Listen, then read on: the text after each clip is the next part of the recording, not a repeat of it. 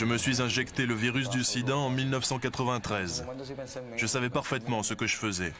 À ce moment-là, j'ai bien sûr pensé à mes enfants, j'ai pensé à ma vie. J'étais séparé de ma femme, j'étais seul et désespéré. Le seul moyen que j'ai trouvé pour m'en sortir, c'est ça, le sida. C'était plus facile de s'injecter une seringue de sang plutôt que de continuer à vivre, comme je le faisais. J'ai demandé à un premier copain un peu de son sang, et il me l'a refusé. Alors je suis allé voir un autre copain, qui lui aussi s'était injecté le virus. J'ai frappé à sa porte et je lui ai dit « File-moi un peu de ton sang pour que je m'injecte ». Et je me suis injecté. Nous l'avons vraiment fait. Quand je dis aux gens que je me suis injecté le sida, ils disent que je suis folle, que c'est pas possible. Et malgré tout, c'est vrai. Comme José, Papo et Mercedes, des dizaines de jeunes Cubains affirment s'être injectés le virus du sida entre 89 et 93.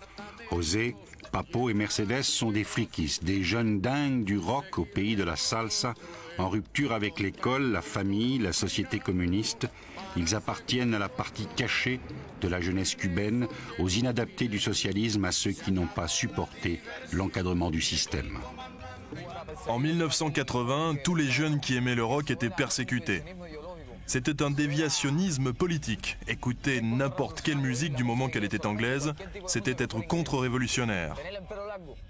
Avoir les cheveux longs, pour eux c'était le pire. Ils nous considéraient comme des moins que rien. Et alors on avait toujours la police sur le dos. Papo et José ne sont plus des hommes libres. Depuis qu'ils se sont injectés le sida, ils vivent comme tous les séropositifs à Cuba, sous surveillance, dans un sanatorium. C'est là qu'ils voulaient aller simplement pour vivre un présent meilleur, peu importait alors la mort qu'ils savaient venir plus tard. À l'époque, pas d'état d'âme, pour une fois ils allaient profiter des bienfaits de la société socialiste qui les rejetait.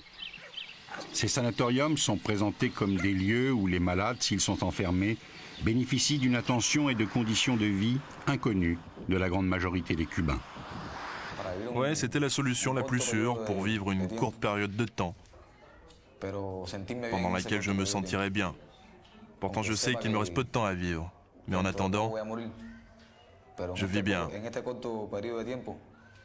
Papito est le frère cadet de Papo. Il vaut une admiration sans faille à son aîné. Pourtant, il ne pourra jamais lui pardonner son geste. Et ça, je n'ai pas pu l'empêcher. Je n'ai pas pu. Je me sens triste parce que je sais que d'un moment à l'autre, je vais perdre mon frère. On a tout caché à ma mère. On l'a trompée pour ne pas qu'elle souffre. Et on lui racontait toujours des histoires. Mais il y a eu un moment où on a dû lui dire la vérité. Je lui reprocherai toujours. Il l'a fait, mais il n'a pensé qu'à lui. Il ne verra pas la mère comme moi je la verrai. Quand il va mourir, il ne sait pas ce qui va lui arriver. Quand elle a appris ce qu'il a fait, elle a tenté de s'empoisonner. Lui, il s'est injecté et il n'a rien résolu. Je pense qu'il n'aurait pas dû le faire. Si ce n'était pour lui, au moins pour moi. Je souffre beaucoup et j'ai déjà beaucoup souffert. Chaque fois que je me couche le soir, je pense que bientôt, un jour, je vais le perdre. Si j'avais pu quitter le pays, je serais parti. J'ai toujours su que si je m'injectais, j'allais mourir et qu'avant j'irais vivre dans un lieu fermé. Je tuais ma liberté, mais bon, je pensais être plus libre dans le sanatorium. Au moins sans les brimades policières. J'espère qu'ils trouveront un vaccin.